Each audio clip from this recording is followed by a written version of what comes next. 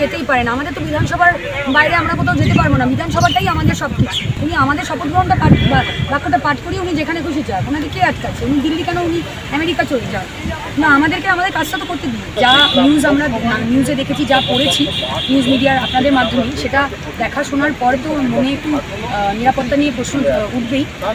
কি সত্যি কি মিথ্যে সেই বিষয়ে আমরা কোনো মন্তব্য করবো না, আমরা কেউ নই সেটা মন্তব্য করার।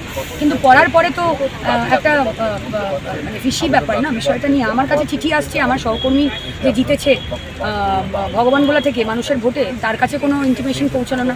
আমি শপথ বাক্য পাঠ করতে যাব, সই সাবুত করবো, অফিসিয়াল অনেক পেপার ওয়ার্কের কাজ আছে, সেইটাই বিধানসভার কাজ, বিধানসভার অফিসের কাজ, সেটা বিধানসভাকে কোনো ইনফরমেশন দেওয়া হলো না। আমি একা একা আমাকে শুধু পাঠানো হলো বাইরে। তো জন্মদিন খেতে যাবো নাকি বিয়ে বাড়ি খেতে যাবো, যে নেমন্তন্ন করলে চলে যাবো? এটা তো একটা প্রসিডিং, একটা প্রোটোকল আছে, সেটা একটা ফ্রেমওয়ার্ক আছে, সেটার মধ্যে থেকে করতে হতো, বিয়ে বাড়ি তো না। আপনারা কি এই যে ভয় পাওয়ার বিষয়টা সেটা মুখ্যমন্ত্রীকে জানিয়েছিলেন? উনি বলছেন আমার কাছে অভিযোগ আসছে। আমরা অবশ্যই এটা অবশ্যই আমরা এটা মনে যে আমাদের একটা সেফটি নিয়ে একটা হচ্ছে, সেটা উনি জানেনি। আমরা তো এই নিয়ে দেখিয়েছি, পড়েওছি, উনিও জানেন, সেদিনই তো বলেছেন। ঠিকই বলেছি, সত্যি কথাটা বলছেন।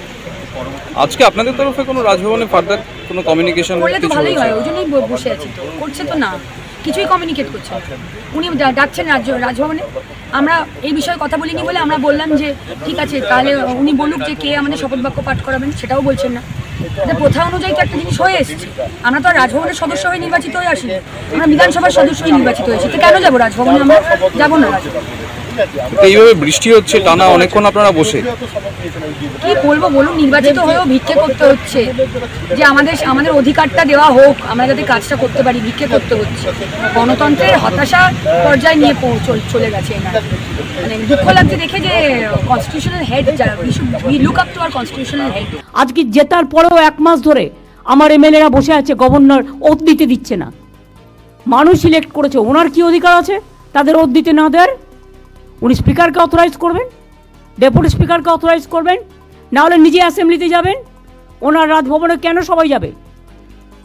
রাজভবনে যা কীর্তি কেলেঙ্কারি চলছে, তাতে মেয়েরা যাতে ভয় পাচ্ছে আমাকে কমপ্লেন করেছে। দুই বিধায়কের শপথ নিয়ে অত্যন্ত অন্যায় কাজ করছেন রাজ্যপাল, অনৈতিক কাজ করছেন রাজ্যপাল।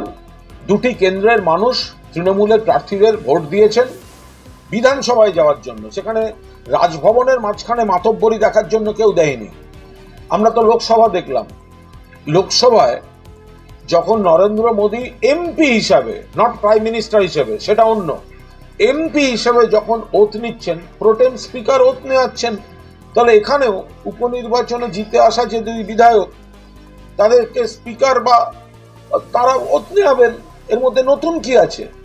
এই জায়গাটাকে ডিস্টার্ব করার জন্য, একটা কমপ্লিকেটেড করে দেওয়ার জন্য উদ্দেশ্য প্রণোদিতভাবে বিজেপির লোকের মতো আচরণ করছেন রাজ্যপাল, যেন তৃণমূলের দুজন জিতে এসেছে এটা যেমন বিজেপির সহ্য হয়নি, ওনারও সহ্য হয়নি। সেই জন্য উনি একটা এই ধরনের জটিলতা তৈরি করে দিল্লি পালিয়ে গেলেন। এই দুই নির্বাচনী কেন্দ্রের মানুষের রায়কে উপেক্ষা করছেন, অপমান করছেন এই রাজ্যপাল।